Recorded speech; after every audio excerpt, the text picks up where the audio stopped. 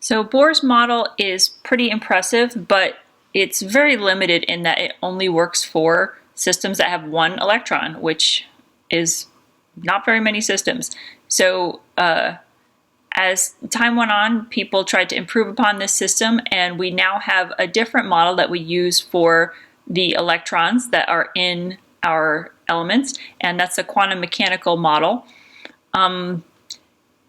There's a lot of very interesting, very complicated stuff. So let's try to just summarize how we got from Bohr to the quantum mechanical model that we have today. So de Broglie extended this thought about light being a wave and also a photon, a particle. And so he included matter. He said that things that have matter can also be waves, and so they have wavelengths. I just remember back in high school, our physics teacher was talking about this and said, okay, you better figure out what your wavelength is, because if you walk through a doorway that has that same wavelength, who knows what could happen? You could like explode into a million pieces or something. And so we all, started trying to calculate what our de Broglie wavelength could be. And it turns out for things that are quite massive, it's not something that you have to worry about. We could do that little experiment now if we like. So Planck's constant would be 6.626 times 10 to the negative 34 joule seconds. So there we go, Planck's constant. And then P would be your momentum, which is your mass times velocity. So let's say for a fairly massive person, 60 kilograms. And velocity, let's say you're walking 1 meter per second, so kind of a brisk walk through the door. Then you would have your momentum being 60 kilogram meter per second. All right, so to get the units to cancel a little bit better, let's replace joules. Remember, a joule is also a kilogram meters squared per second squared. So let's go ahead and replace that. We have kilograms, we have meters squared, and we have seconds squared. So the kilograms are going to cancel. One of the meters is going to cancel. And then we have seconds to the -1 times seconds squared. This makes just seconds. And then the seconds cancel. So this actually does end up being a length. It ends up being meters. And it ends up being close to 1 times 10 to the negative 35 meters. So that's not something that you really have to worry about. If you are getting through a doorway that's only 1 times 10 to the negative 35 meters wide, then you probably are already exploded. So turns out that that's not something that most people have to worry about. But electrons are a lot less massive than people, and they move a lot faster. So for an electron, the wavelength can actually affect its behavior. If we picture an electron as a standing wave, they have some pictures of actual standing waves in your textbook, so you could check that out, see what that means.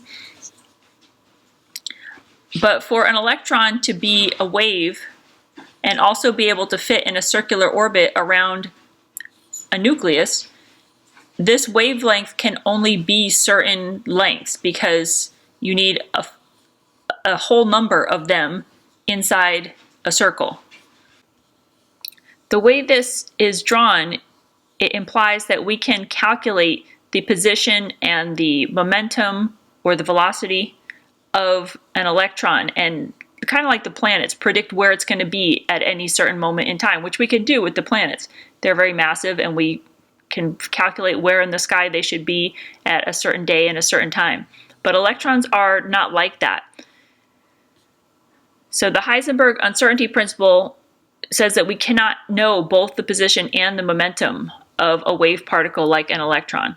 So, the cartoon that I'm putting on the homepage is that you don't know both your position and the speed if it's a tiny particle like an electron.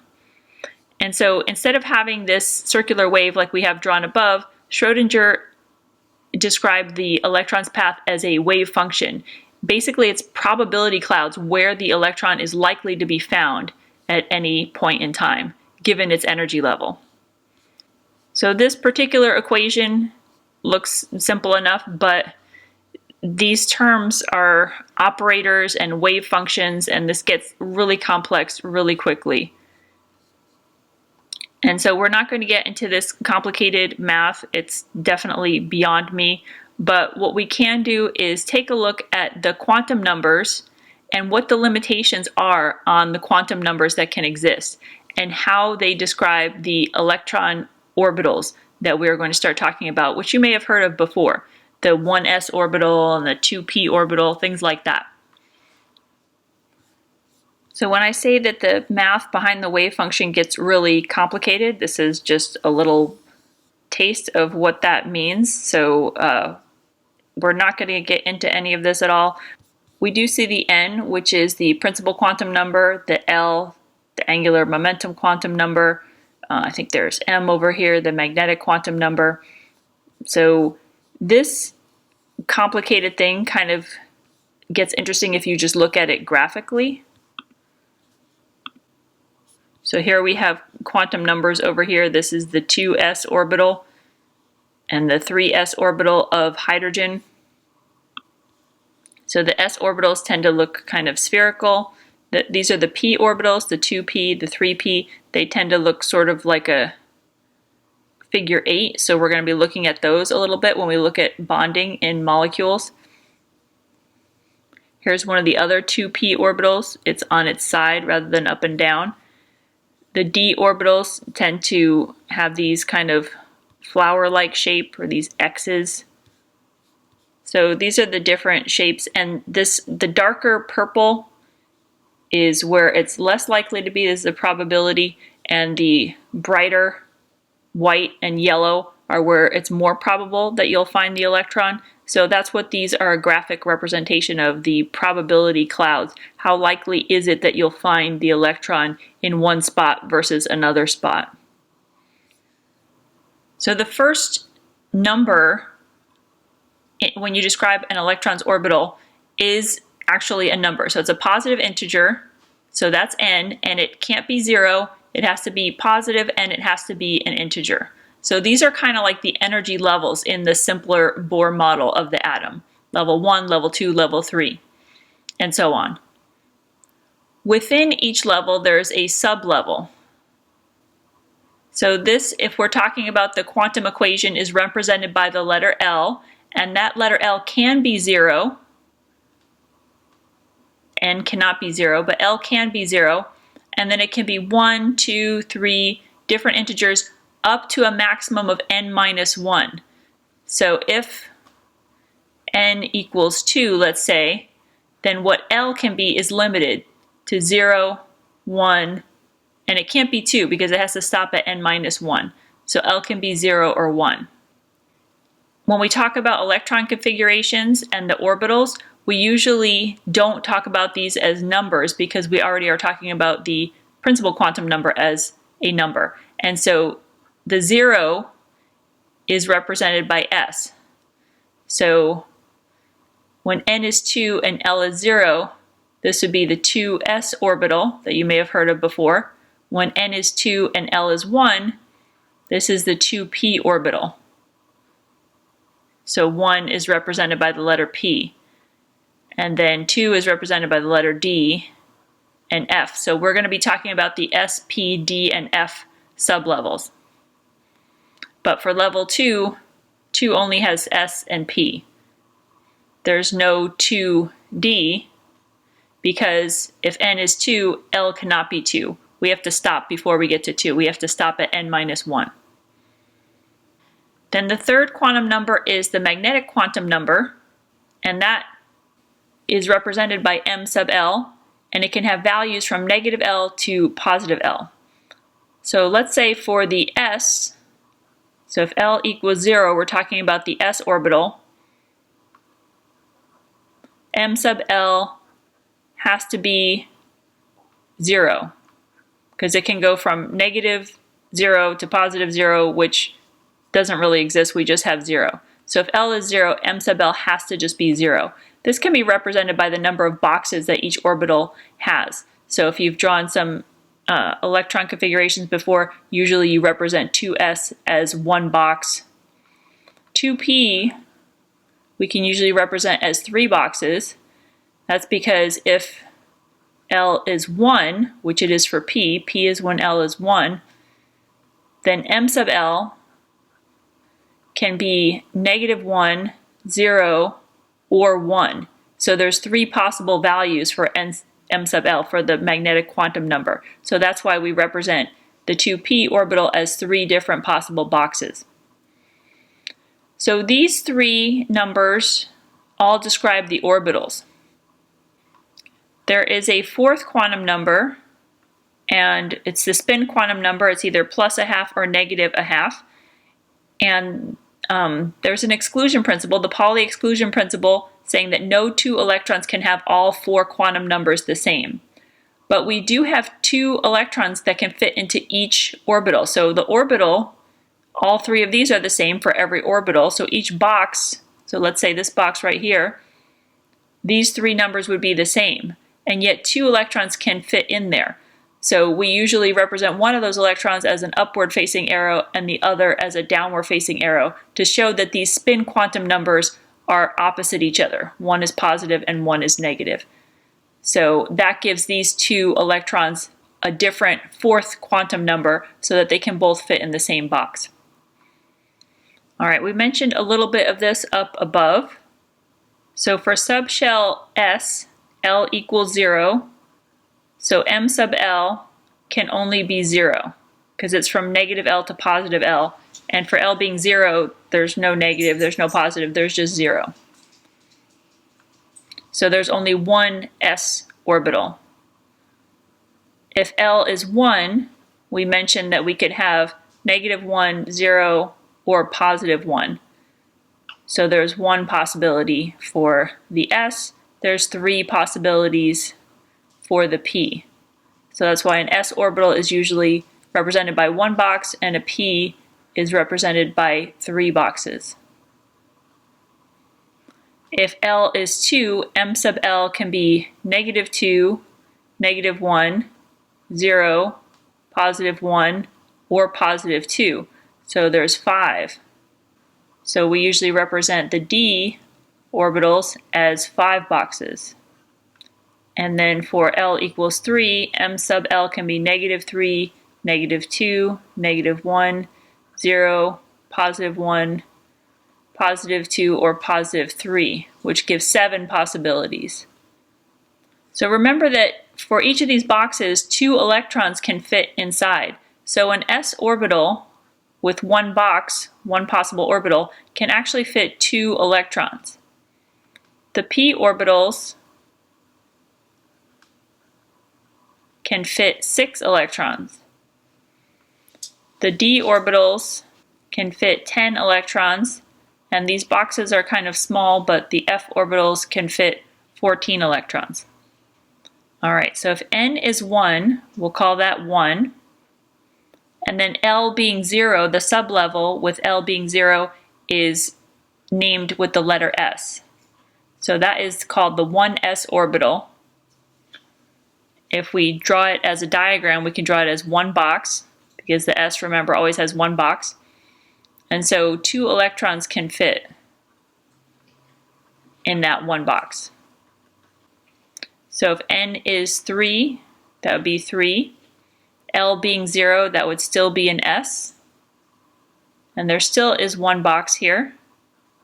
And 2 electrons can fit in the 3s orbital as well. All right, if the main level is 3, we start naming the orbital with the number 3. For L is 1, that's the P orbital. We can represent that with 3 different boxes, and this can fit 6 electrons. So if L is 2, remember for D, any kind of D orbital, it could be the 4D orbital or the 3D orbital. If L is 2, then M sub L has 5 possible values, so we can represent this with 5 boxes, and 10 electrons can fit. And then with F, remember there's 7 possibilities, kind of like the M sub L can be -3, -2, -1, 0, +1, +2, and +3. So there are 7 boxes and 14 electrons can fit in an f orbital. All right, remember for level n equals 1, so level 1, the L value can only go up to n minus 1. So they can only go up to 0. So in level 1, we can only have sublevel S. We can't have L equals 1, 2, or 3. So that's the only one we have in level 1. For level 2, the L value can be 0 or it can be 1. It can't be 2 though, because it has to stop 1 before it gets to that level. So we can have a 2s and we can have a 2p orbital in the second level. In the third, we can go up to L equals 2. So we can have a 3s, a 3p, or a 3d orbital. And then for level 4, we can have 4s, 4p, 4d, or a 4f orbital. And then for 5, 5s, 5p, 5d, 5f. We usually don't talk about more levels than this because the elements we don't have enough electrons to fill up any future orbitals, but there should be another possibility for L as your levels get more and more. So this can keep going on, 5G. And then we have 6S, 6P, 6D, 6F. This is pretty much more than we need. So that's why I'm putting these in parentheses. So the next section we're going to get to talk about electron configurations. And as the electrons get added to the element, they start with the lowest energy subshell and then they go up from there. So since I've drawn this as a triangle, I want to just point this out briefly. This rain on the roof method. The rain on the roof is just a method of remembering the order in which the orbitals fill up. So from lowest to highest energy. The lowest energy orbital, so this kind of looks like a roof and we're going to have the rain go diagonally on the roof. So the lowest energy is the 1s orbital, that's going to fill up first. Then the 2s, then the 2p, and then the 3s, and then the 3p. So up to here, it looks like I could have been reading them like this, but now there's a little bit of a change. If I were just reading them left to right, after 3p, it would come 3d, but instead 4s comes next, and then you get 3d. So if you think about this as tickets in a theater, that's how I sometimes compare it. If all the tickets are the same price, the first tickets that sell are going to be the best seats in the house, because why not? And then the next tickets to sell will be the next best seats in the house, and then the next best, and the next best. So sometimes maybe the edge seats in the third row are not quite as good as the center seats in the fourth row. So they're just going to go in the order where, the best seats are going to go first. So for an atom, the 4s orbital just tends to be lower energy than the 3d orbital. So the electrons are going to go there first because they're just going to use the least energy that they have to. So that 4s does come first. And then comes the 3d, and then the 4p, then the 5s, and then the 4d, and then the 5p, and then the 6s. After the 6s comes the 4f, and then the 5d, and then the 6p, and that is definitely as far as we're going to need to go for the different elements here. So we'll talk more about these orbitals filling up in the next lecture.